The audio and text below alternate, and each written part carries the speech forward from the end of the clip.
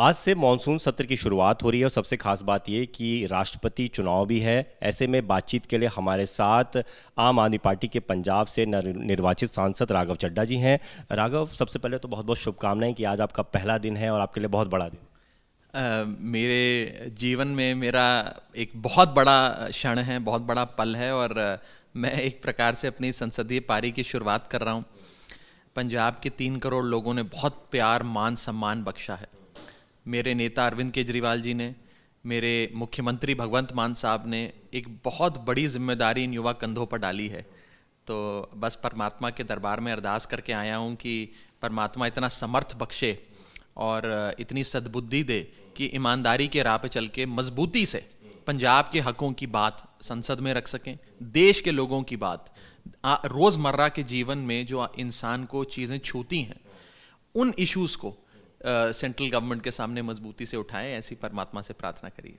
इस बार का सेशन इसलिए भी आपके लिए बहुत इंपॉर्टेंट और बेहतर भी रहेगा क्योंकि पहले 3 सांसद हुआ करते थे, अब 10 आप लोग हैं, संख्या बढ़ गई है।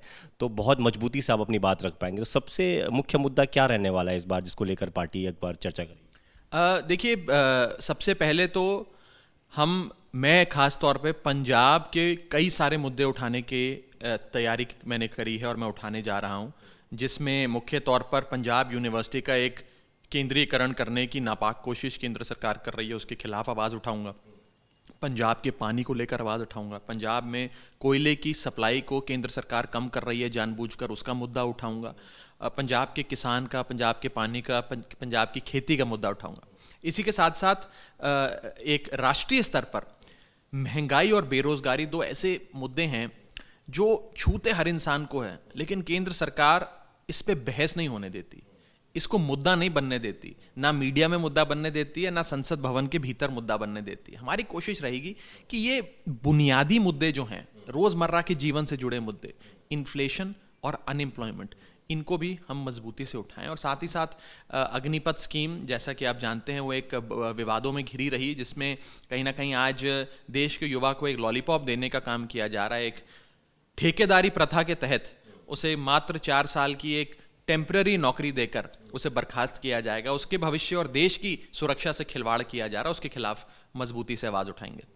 आपके साथी सांसद जो हैं संजय सिंह, उन्होंने एक नोटिस भी दिया है कि वो चाहते हैं कि जो सिंगापुर की यात्रा जो रोकी जा रही है, जिसको अभी तक अप्रूवल नहीं मिला है, उसको भी जोर शोर से उठाया जाए। क्या इसमें भी आपका बिल्कुल, आज हम उसे भी जोर शोर से उठाएंगे और कोशिश करेंगे कि केंद्र सरकार के कानों तक आवाज़ पहुंचे कि आज एक लोकतांत्रिक ढंग से चुने हुए मुख्यमंत्री, आज़ाद भारत के इतिहास में सबसे बड़े जनादेश के चुने हुए मुख्यमंत्री अरविंद केजरीवाल जी को एक दिल्ली मॉडल ऑफ गवर्नेंस पेश करने के लिए सिंगापुर जैसे अंतर्राष्ट्रीय मंच में जाने की अनुमति नहीं दी जा रही है। एक बहुत बड़ा विश्व स्तरीय वर्ल्ड सिटी समिट होने जा रहा है, जिसमें बहुत चुनिंदा लोगों को देश भर से, दुनिया भर से बुलाया गया है और एक बेहतरीन अवसर है कि दिल्ली मॉडल और भारत देश की बात उस अंतर्राष्ट्रीय मंच पर हो। और अगर अरविंद जी को, माननीय मुख्यमंत्री जी को वहां जाने की अनुमति मिलती और वो जाकर दिल्ली मॉडल अंतर्राष्ट्रीय मंच पर पेश कर पाते, तो आज हर भारतीय गर्व महसूस करता, फक्र महसूस करता। ये कोई घरेलू सियासत का मुद्दा नहीं है। कभी भी अंतर्राष्ट्रीय मंच की जब बात होती है, उसमें डोमेस्टिक पॉलिटिक्स कभी नहीं लानी चाहिए। और भारत देश के भीतर हम लोग आपस में इलेक्शन में ज़रूर लड़ें, लेकिन भारत देश के बाहर हम एक हैं और हमारी एक ही आइडेंटिटी है, एक ही अस्तित्व है, और वो है हम सब भारत माता के बच्चे हैं, हम सब भारतीय हैं। आपका पहला सत्र है और ये इसलिए भी खास है कि राष्ट्रपति चुनाव होने हैं। पार्टी ने अनाउंस कर दिया कि राष्ट्रपति के लिए यशवंत सिन्हा को सपोर्ट कर रहे हैं। उपराष्ट्रपति के भी दोनों नाम सामने हैं। क्या पार्टी ने कोई निर्णय लिया? देखिए, सबसे पहले तो मैं यशवंत सिन्हा साहब को बहुत बहुत शुभकामनाएं देता हूं और आम आदमी पार्टी की पॉलिटिकल अफेयर्स कमेटी ने यह फैसला लिया है कि हम यशवंत सिन्हा साहब को वोट देकर उनको इस दौड़ में आगे करने की कोशिश करेंगे। और मेरा अपना मानना है कि एक बहुत ही बेहतरीन और निष्पक्ष राष्ट्रपति साबित होंगे। इसी के साथ साथ उपराष्ट्रपति की जहां तक बात है, उस विषय में अभी पार्टी के भीतर कोई चर्चा नहीं हुई है। जैसे ही होगी हम सबसे पहले आपको बताएंगे। इसके अलावा एक विवाद दिल्ली में एलजी वर्सेस दिल्ली सरकार भी चल रहा है। अभी एक नया मामला है, एलजी ने अनुमति दे दी है सीबीआई इंक्वायरी की अमानतुल्लाह खान के खिलाफ। उस पर आपका देखिए, मोटी बात क्या है? मोटी बात यह है कि आज इस देश में भारतीय जनता पार्टी को सिर्फ एक ही पार्टी टक्कर दे पा रही है, उस पार्टी का नाम है आम आदमी पार्टी।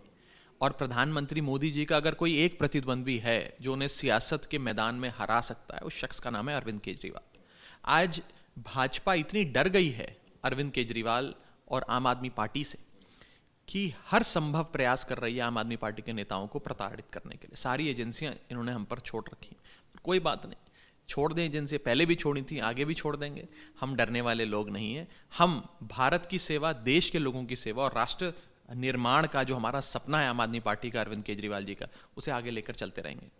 धन्यवाद बातचीत के लिए राघव चड्ढा जी, और बहुत बहुत शुभकामनाएं आपको। तो यंगेस्ट एमपी के तौर पर आज राघव चड्ढा संसद में आपको नजर आएंगे और साथ ही प्रमुखता से पंजाब के हर मुद्दे पर अपनी बात रखते हुए भी संसद में उस बार नजर आने वाले हैं। कैमरामैन राजेंद्र सिंह के साथ दीपक सिंह रावत, एबीपी न्यूज़, दिल्ली।